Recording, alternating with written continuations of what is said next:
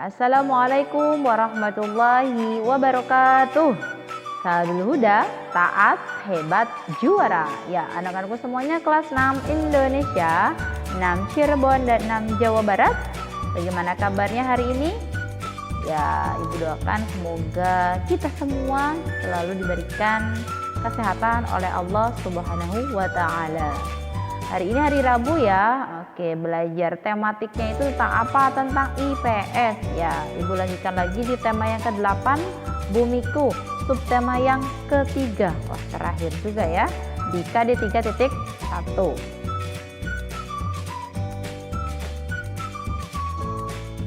Apa yang akan kita pelajari hari ini? Ya, tujuan pembelajarannya yang pertama, siswa mengetahui pengaruh kondisi geografis terhadap kegiatan ekonomi masyarakat.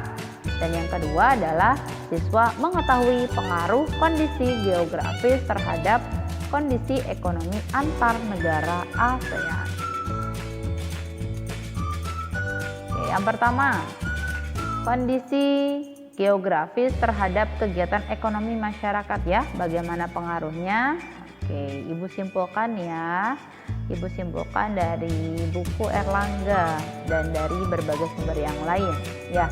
Pengaruh kondisi geografis terhadap kegiatan ekonomi masyarakat. Nah, kondisi geografis mempunyai pengaruh terhadap kegiatan ekonomi masyarakat dalam memenuhi kebutuhannya. Hal ini bisa dilihat dari aktivitas masyarakat yang dilakukan untuk memenuhi kebutuhan hidupnya. Yang pertama nih, pengaruh kondisi geografis. Letak strategis di antara dua benua dan dua samudra. Masih ingat? Ya, di antara dua benua yaitu benua Asia dan benua Australia.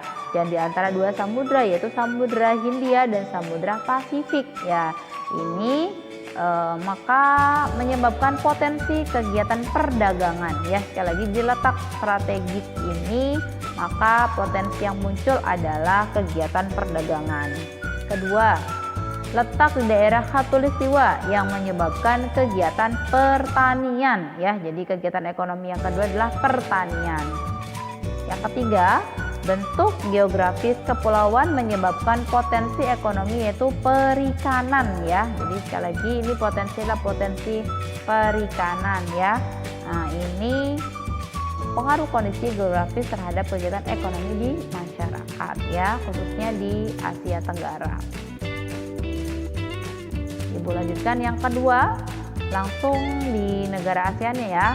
Pengaruh kondisi geografis terhadap kondisi ekonomi antar negara ASEAN. Nah, apa saja pengaruhnya? Kondisi geografis suatu wilayah dapat memengaruhi keadaan ekonomi masyarakatnya. Misalnya, wilayah dengan kondisi tanah yang subur menyebabkan sebagian besar penduduknya melakukan kegiatan ekonomi di bidang pertanian. Nah, begitu juga tentunya di negara ASEAN. Yuk, sambil dibuka bukunya. Buku Erlangga tema 6H halaman 104. Oke, 103 dulu ya. 103 sampai 104 negara Laos dan Myanmar ya. Laos yaitu letak geografisnya dilihat lagi. Batas-batas negara Laos secara geografis antara lain sebelah barat laut berbatasan dengan negara Myanmar dan Republik Rakyat Tiongkok, sebelah timur dengan Vietnam, sebelah selatan dengan Kamboja, dan sebelah barat dengan negara Thailand ya. Kemudian lihat di sini bentang alamnya. Laos jadinya ada lembah Sungai Mekong di gambar buku halaman 104 ya. Laos merupakan satu-satunya negara di Asia Tenggara yang tidak memiliki garis pantai dan wilayah perairan. Sebagian besar wilayah Laos berbentuk pegunungan dan hutan. Barisan pegunungan membujur dari barat laut ke tenggara dengan puncak tertinggi adalah Gunung Bia ya. Di sebelah timur terdapat pegunungan Annam. Sungai Mekong mengalir di seluruh wilayah Laos dan bermuara di Teluk Tonkin. Lembah Sungai Mekong di bagian barat merupakan daerah yang subur. Apa hasil utamanya? Laos merupakan negara agraris. Sebagian besar penduduk melakukan usaha pertanian dan perkebunan, terutama di sekitar Sungai Mekong. Hasil pertanian yang utama adalah padi dan jagung. Hasil tambang yang utama adalah timah, timbal, perak, dan emas. Komoditi ekspor yang utama adalah timah, kayu, dan kulit binatang. Itu ya dari Laos. Lanjut sekarang ke negara Kamboja. Ya, letak geografisnya kita lihat, batas-batas negara Kamboja secara geografis antara lain sebelah barat berbatasan dengan Thailand, sebelah utara dengan Laos, sebelah selatan dengan Teluk Thailand, dan sebelah timur dengan Vietnam. Tentang alamnya, yaitu negara Kamboja menyerupai piring ya, memiliki cekungan di tengah dan dataran tinggi di tepinya. Bagian tengah berupa dataran rendah, sedangkan bagian pinggirnya adalah rangkaian pegunungan, antara lain pegunungan Dok Rak di sebelah utara dan pegunungan Kardamon di sebelah barat. Puncak tertinggi di Kamboja terletak di pegunungan Kardamon, yaitu Gunung Phnom Aural. Sungai utama yang mengalir adalah Sungai Mekong. Di sebelah barat daya terdapat daerah pantai. Terakhir adalah hasil utamanya, yaitu Kamboja merupakan negara agraris dengan hasil pertanian yang utama adalah padi, jagung, dan kedelai serta hasil perkebunan seperti karet dan tebu. Kegiatan pertanian banyak dilakukan di sekitar Sungai Mekong.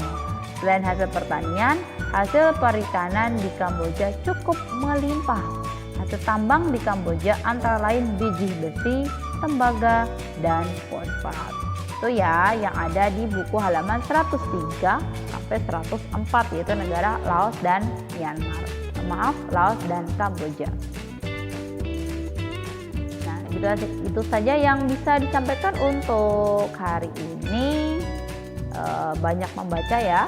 Oke, selain banyak membaca, tentunya belajar juga untuk menulis ya, itu yang terpenting. Terima kasih untuk hari ini. Assalamualaikum warahmatullahi wabarakatuh.